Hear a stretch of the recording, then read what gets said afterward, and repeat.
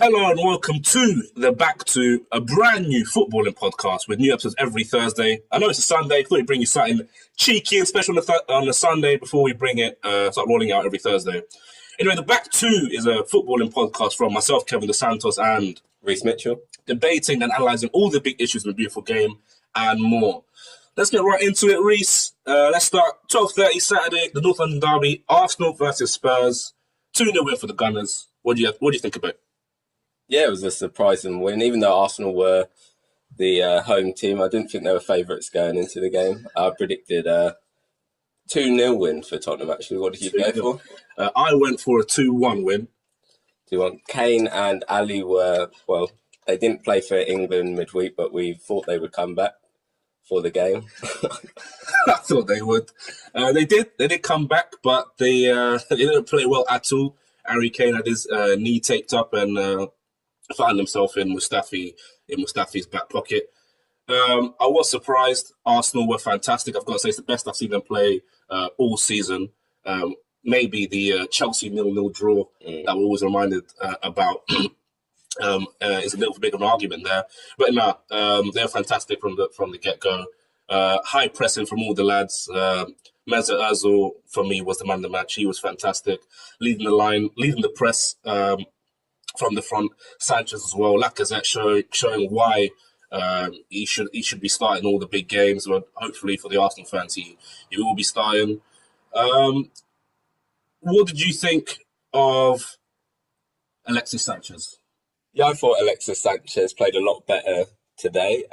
Last time we saw him out was against his future employers, Man City, where he had a quiet game. To say the least. Yeah, I thought Ozil got a lot of stick against City, but I thought he performed a lot better against City and obviously against Tottenham. Alexis Sanchez decided to shut up yesterday, though. You think he's gone?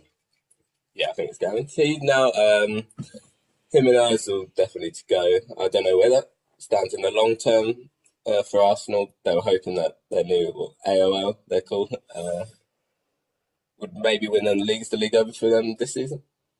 For Arsenal? For Arsenal. Done. It's done. From the get-go. Arsenal done. Title contenders, not my opinion. They're a bit off it. And this is a perfect example as to why. For me, they just don't turn up enough. You'll see them have one or two games. I remember a few years ago they had that magnificent away game at City where they beat City. You never saw them put in a performance like that again. This season we see them play quite well at Stamford Bridge, or disciplined rather, at Stamford Bridge. They've turned over Spurs here today. They've got Burnley next week. Will we see them turn over Burnley, come out with a good solid performance? I don't know. Will Ozil be running on like he did against Tottenham? I don't know. But yeah, I think they've got more problems than that. I think it's a mentality thing.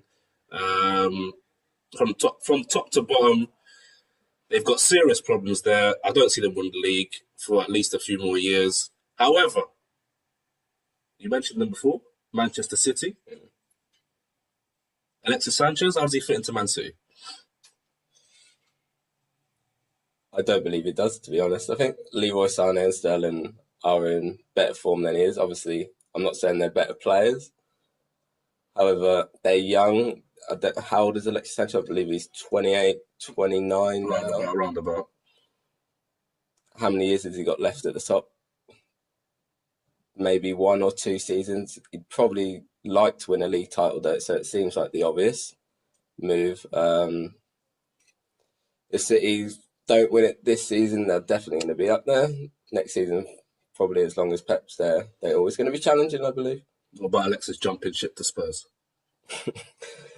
That would definitely... Would that take Spurs to putting on the pressure to proper title contenders? I mean, Spurs... Look, they've won one of their last 17 away games against the top 6. I mean, he said they're putting on the pressure. I think they've been given a lot of plaudits and a lot of praise in the last 2 years. I understand where it's coming from where Spurs were to where they are now. It's fantastic what Poch has done there. To take them to winning the league, I think, yeah, they would need a player like Alexis Sanchez in their team.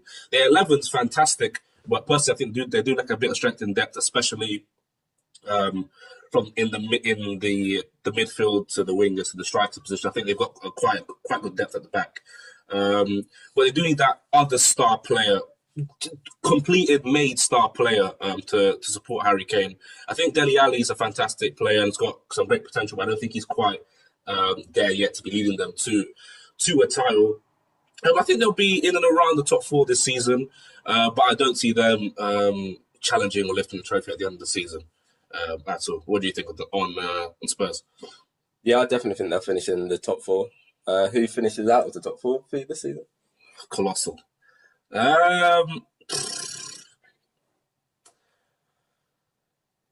Give it Arsenal, Liverpool.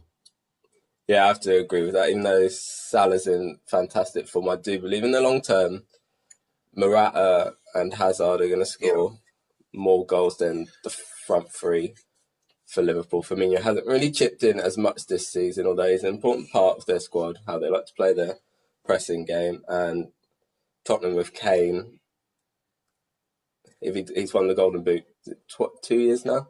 2 years ago, yeah. He'll be thereabouts. If he's get 25 goals, that's always going to help. And I don't think, even though Lacazette has been in good form, it's mostly at the Emirates where they have been in good form. I believe they've won their last 11 games there, which is a record since their Highbury days. But I think in the long term they're going to score more goals. Lacazette, maybe 18. I don't think he'll hit the 20 mark this season. No, I mean, Arsenal for me, I say they finish out of it, but I think it really depends on what happens in January. If Ozil and Sanchez do sign new contracts sign for another club, it's all about, well, what's their attitude like until the end of the season? Are they going to be putting in 100% until the end, since they've already signed for another club? Yeah, you need to play well. Ozil might be looking at the World Cup. Doesn't need to put his body in any danger and be in danger of missing out on the World Cup. Sanchez as well, not in terms of the World Cup, but does he need to? Will he need to put himself about for Arsenal? I think without those two, take those two out of the Arsenal 11, and I think Arsenal are really struggling to keep up with the likes of City, United, Chelsea, and even though they turned them over this weekend, Spurs. So anyway, let's leave North London and let's head to Old Trafford. Old Trafford. Where our boys put 4 past Newcastle. Yeah, 2 Southern United fans, if that wasn't. That's what you need. Can he knock it? Let's make that clear from the get-go. Got Cockney Red over here. And the Southern Red on my left. So, 4-1. What's the review? Nervy start. We went 1-0 down early. Dwight Gale hitting it off the post. Lindelof slipped. Defence did look all over the place, but it wasn't the positive to take. It wasn't our preferred centre-back pairing, you may say, but no. I thought in the long run, in the long term, the game, Lindelof and Smalling played well. Smalling getting the goal just before half time, and Lindelof did quite well coming out with the ball from defence, I believe. Yeah, I thought we definitely saw shades of Mike. Yeah. I thought we saw shades of Mike. Smalling looked quite good against Newcastle. Lindelof, I think after his slip, he got back into the game. He couldn't let his head drop and been awful. We see him make a few errors and slips in his previous game for United, but he played all right, played well. I thought the back four was good. I've got to hand it to Ashley Young. He produced another quote unquote world class cross, and he looked decent at left back. And Valencia was at right back. David De Gea again pulling off another brilliant save to keep the Newcastle score to only 1. But we can't not talk about the big man, the French saviour, Paul Pogba. Yeah, he had a great game. He did get the assist for the first goal. Do you think he's been the reason we won the game 4-1? He's been the key to United season so far, anyway. I mean, I'm gonna have to say, yeah. He completes our midfield. He gives us a midfield, I should say. Herrera and Matic just weren't working for me. They were both doing the exact same job. They weren't. They weren't linking up well with each other. Defensively, yeah, they were, let's say, good. They did a job in there, but Pogba just brings a completely different class, new elements into our team, allows us to do so much more. Takes us from our box, from our own box to the opposition box, with just a few passes and a few strides. So it seemed the guy's so big. His passing range is fantastic. His confidence, his cockiness, his arrogance on the ball to take players on and to try passes that Herrera and Matic just weren't trying, and I don't think have in their locker.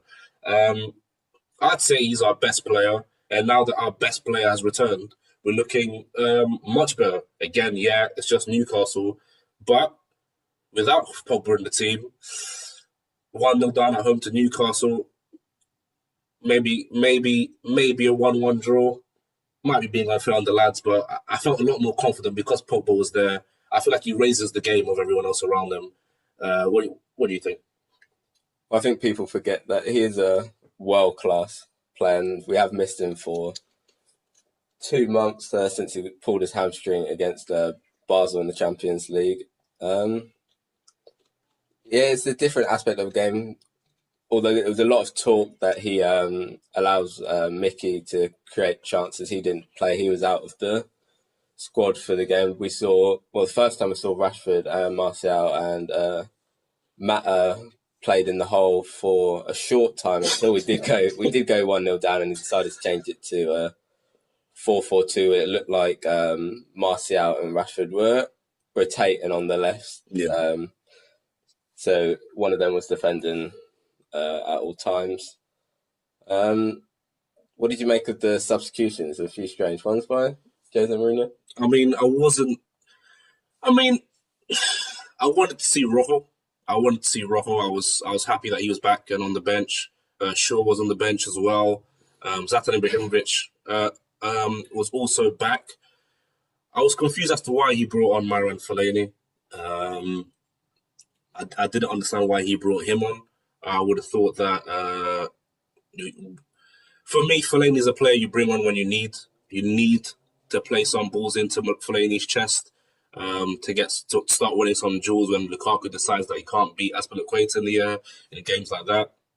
I would have preferred if he had brought on. The game was done by that point. If he had brought on Rojo, maybe for Smalling or for Lindelof, give him some minutes to get back in. Because I think Rojo and Bailly will be the partnership we go with when everyone's fit. Maybe have brought on Shaw, give him some minutes. I know he's been playing in the under-23s for a bit. And please see Zlatan. Although I didn't understand the point of taking off Martial to then play Lukaku on the right wing. Yeah, and eventually right wing back at one point. Which didn't make any sense to me. I want to see Rom and Zlatan up top together, at least for 15 minutes, see what they can do. But the gaffer decided that he wanted to see what Rom could do, bombing down the right wing as a inverted wide target man. He does like to operate in that wide area, but we don't want to see him defending there. We saw him get his assist of the assist to Rashford when he put a good ball in for Rashford to do a clever header back to Pogba. So he's Pogba got a goal on his return. But I don't think it's a long-term plan for United. If Zlatan and Ibra do start, would like to see a 4-4-2, or it would be a 4-2-3-1 with Zlatan in the hole. Can Zlatan play in number 10? He drops deep enough. Last season, he was always in and around that area, trying to pick the ball up and trying to link up with Pogba deeper in the pitch, and they could build up together. I mean, I think he could do a job in behind Lukaku, but what does that mean for Mata and Mkhitaryan? All I can see is them rotating on the right-hand side. He's not scared to drop Mkhitaryan out the squad. In Jose's defence, he has been very, very out of form. Creating, I believe he got 5 assists in his first 4 games, and he hasn't got one since. He's been played as a ball-winning attacking midfielder in the big games. Although I don't see him winning the ball back, and he didn't seem to travel with the ball at all or do anything against Liverpool. And he started the Chelsea game, which was completely pointless. When we had better players on the bench, it could have made a difference, I believe. The front three, Rashford, Lukaku, Martial. Is that the way forward? Well, the only time they played in the front three was when we were 1-0 down. So I don't know if it will be the way forward. I think they have similar attributes. I think they're both pacey. Martial definitely better on taking on his fullback, but maybe you'd say Rashford's got a better delivery than him.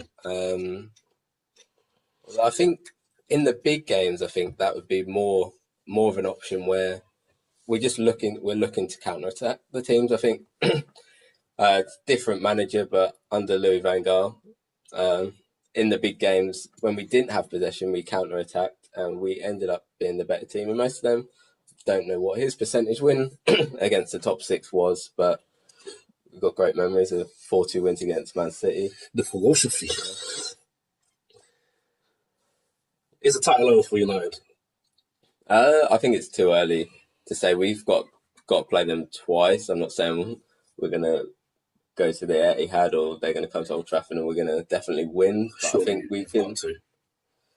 We've got to take 6 points from City. I think that's what he'll look to do, but I think it'll be a Jose Mourinho performance. I'm not sure we'll go all out attack. I believe it'll be very much like the Tottenham game where we tried to shut them out at the front. I think we had more chances against Tottenham than the media probably gave us credit for. Lukaku did hit the post, and I thought we were on the front foot. We've seen in the big games, he likes to, for the first 10 minutes, we look like a team that can dominate. I don't know why he decides to change it up after that. I don't know if it's the player's stamina or he just doesn't think the opposition will find out our game plan. The Chelsea game, I believe, was unlucky, even though they were the better team. For us to concede the goal that we did, I think we were unlucky. But obviously, the main reason why we're so far behind is the loss against Huddersfield. Yeah, that's the killer for me. I've been saying it for weeks. The draw at Anfield, I think, was fine. The performance, I wasn't happy with at all. The result, I was pleased with it. I was satisfied with that result. The Huddersfield loss is a real kick in the teeth. I reckon that Stamford Bridge is awful. I didn't really expect anything. Talk of Chelsea being in bad form.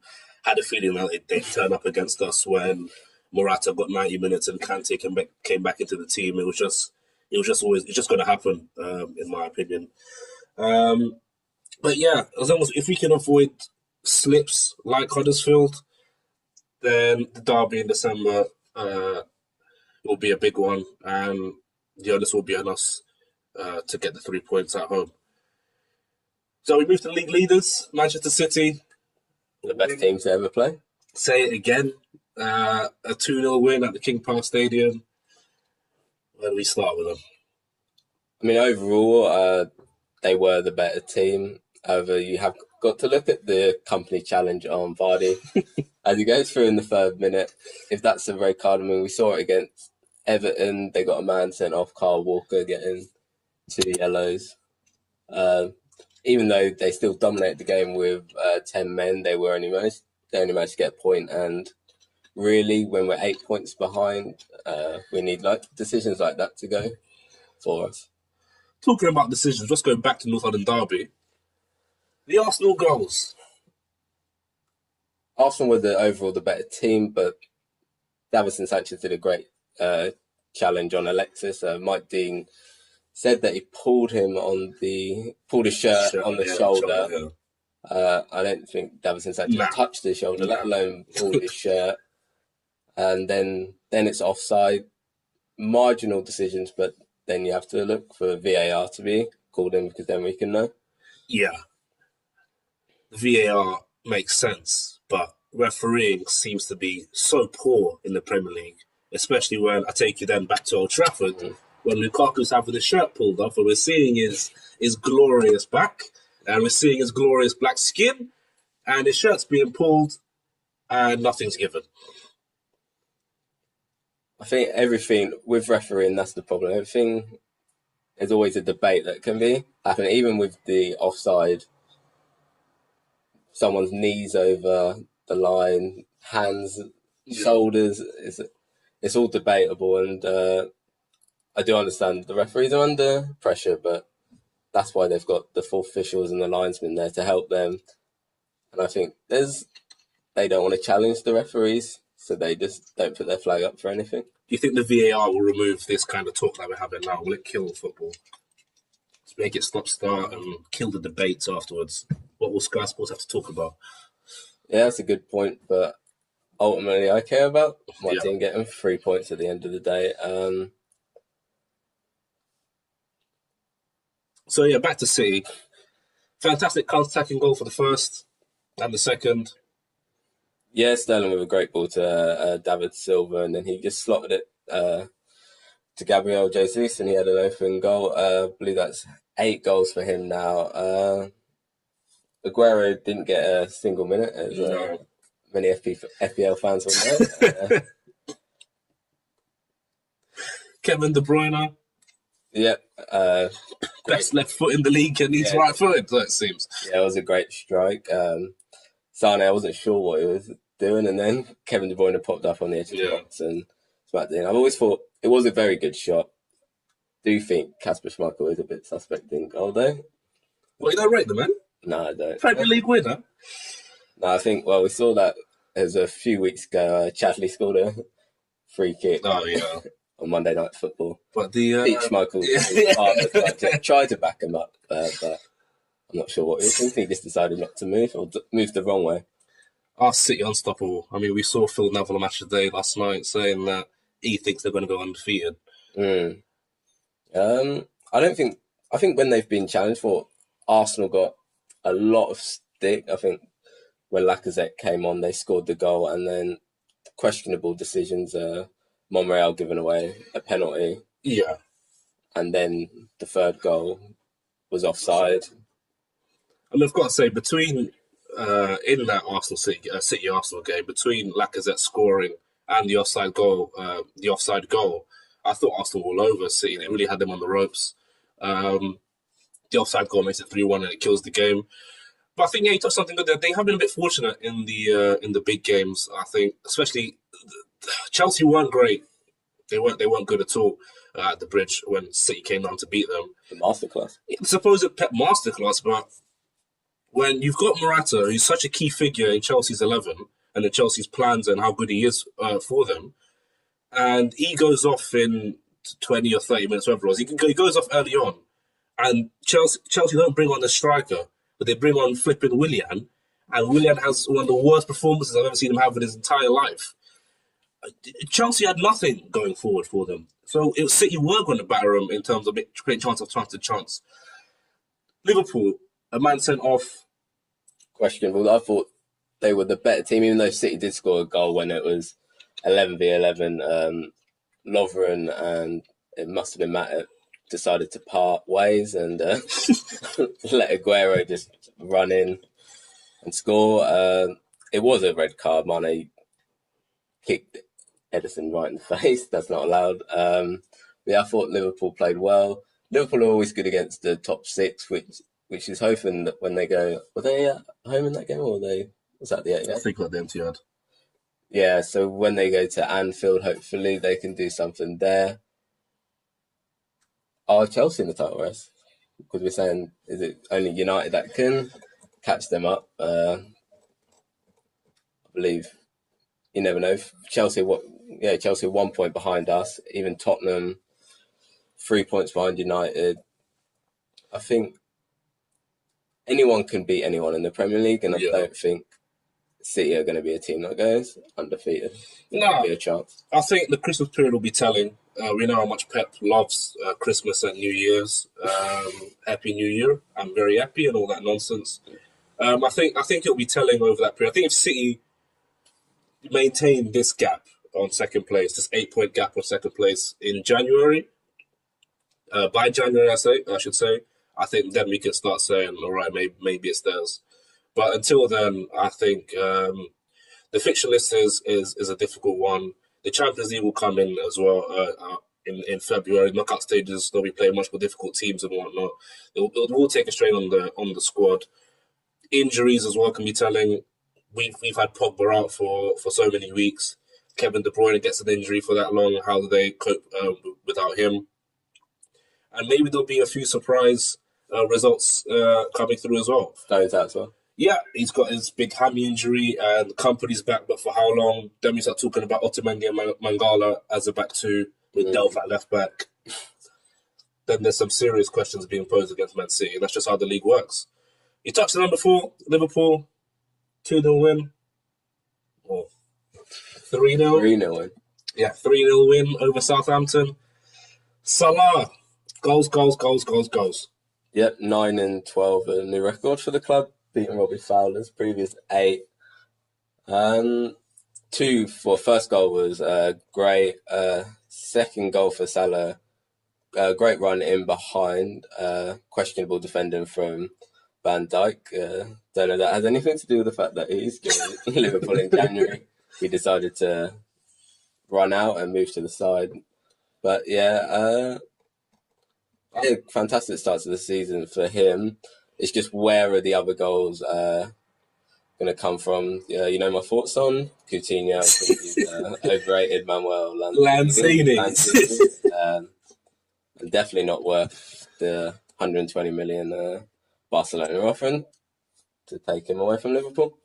Third most assists for Liverpool in the Premier League. Coutinho with 31. Lanzini.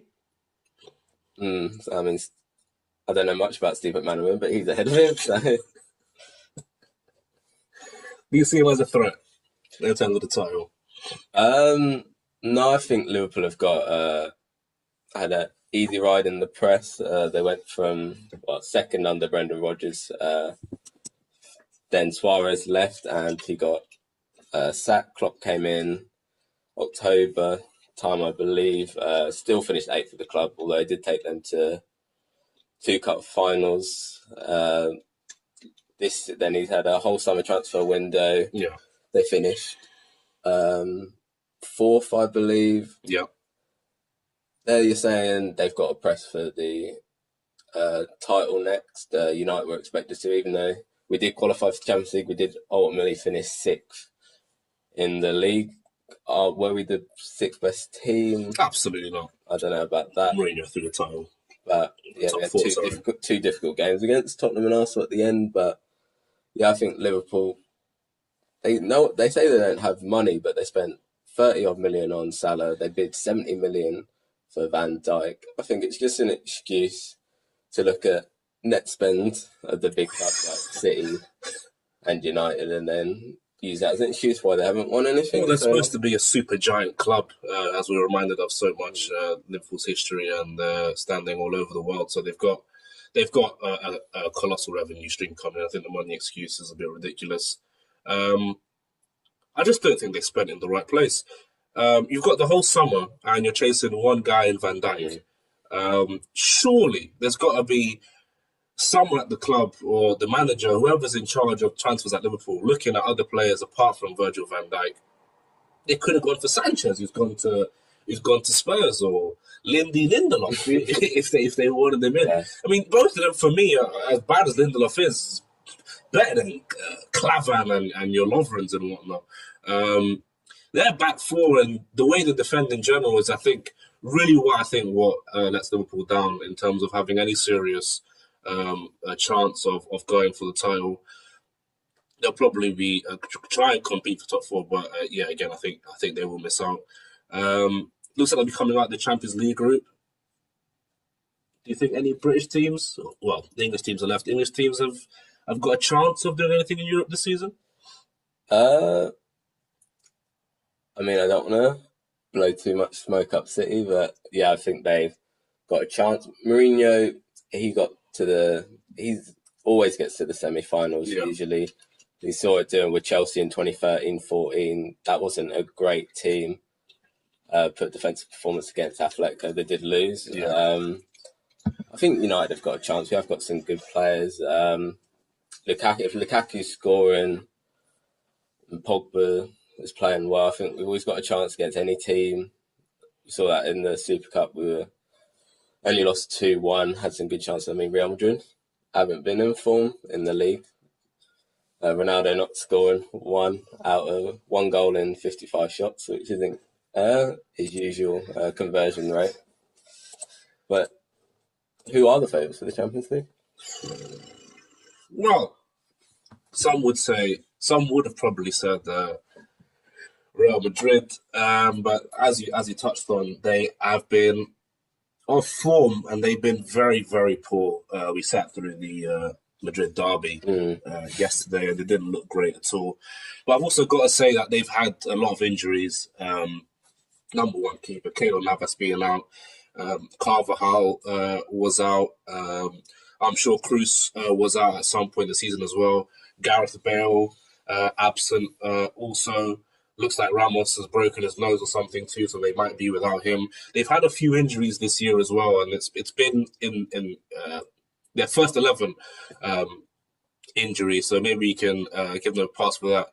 But they have looked poor. Cristiano Ronaldo, has he passed it? 32 years old. I don't think so. He's still been scoring in the Champions League. If it is the downfall, we weren't really hoping he went from Ballon d'Or winner to scoring a few goals, maybe under 10 this season if it's the way it's going. In the La Liga, it looks like Barcelona are going to win the league already. I believe they're 8 points clear as well. Yeah. Same as City, but so if I'm giving United a chance, but it's a different league, isn't it? Yeah. You asked me about Champions League favourites. I've got to give it to Barcelona. They've looked fantastic this season. Had a bit of a rocky start in terms of performances, but they've turned in some fantastic performances and got some great results this year. As you said, they're 8 points clear at the top of La Liga. They're basically qualified. More or less need a point to qualify from the Champions League group. I was there in the first game where they played Barcelona, played Juventus at the Camp Nou, and they were fantastic. Blew them out the water. Messi's been great. Suarez is finally back in league scoring. He's ended his goal drought. Paco Alcacer has come in with a few goals as well. He got 2 goals last week, which helped them win. And they still got Ousmane Dembele to come back from his injury. So looking quite strong. PSG as well. I think you can't ignore Paris Saint-Germain. I think Cavani's got 19 goals this season. It's absolutely ridiculous. Neymar's back from his injury too. Di Maria, Mbappe, Verratti in the midfield. They are looking fantastic. They're flying in Ligue 1. 6 points clear of second place Monaco. Is it their year? Is the project finally going to be complete? Well, that's what they looked to do when they brought Ibra in. Unfortunately, Ibra couldn't win the Champions League. He went through a period at the club where, well, the last 4 teams to win it have been Spanish. Real Madrid obviously won it 3 times, Barcelona once. But maybe Neymar is the difference. We saw him, how big he was in the game against PSG last year. Yeah. The comeback. Greatest comeback of all time. Yeah, some say. Scoring a great free kick and assisting Sergio Roberto. But then that's the game that ultimately cost Neymar, as they decided to show Messi on the front pages of all the newspapers, and according to sources or media, that's the reason he left. He wasn't too happy. 11 goals, 7 assists for Neymar. It's a great return. You got Mbappe there, 6 goals and 7 assists. Zaha there, 4 goals, 1 assist. From his hat trick in the Champions League. They'll be a threat. I think they'll be in and around it. Bayern Munich have looked very strong this season, especially after sacking Carlo Ancelotti. They seem to have turned their season around. Juventus are going through a bit of an odd phase out of form. They've lost today 3-2 away at Sampdoria, which allows Napoli to extend the lead at top of Serie A. So it should be an interesting one. Is it worrying that PSG's 3 top scorers, they've got the Cavani, Neymar and Mbappe, and then the next 2 are their fullbacks. Is that worrying? Yeah, probably for them, take them out and goals aren't really coming from the midfield. Pastore's there with 3, Di Maria with 2. How many goals are Kurzawa and Munir really going to get you throughout an entire season? But maybe it's because the likes of Di Maria and Jackson are struggling to get into the starting 11. But they're a strong outfit. Cavani, average goals, 71 minutes per goal. I mean, he was put out to the left wing when Ibra came to the club, but now he's doing his job up front. Scored a lot of goals for Napoli when he was there. Natural striker. He is. So that's where we'll leave it. I think we'll be back on Thursday with another podcast. We'll be doing a bit more organised. That one, to talk about or the weekend and not just the whole season. We'll probably talk on Champions League this week. Champions League. I'll a look at a Champions League review and a little Premier League preview as well, along with anything else that's big in the footballing world. So have a good one. Take care, guys, and we'll see you on Thursday.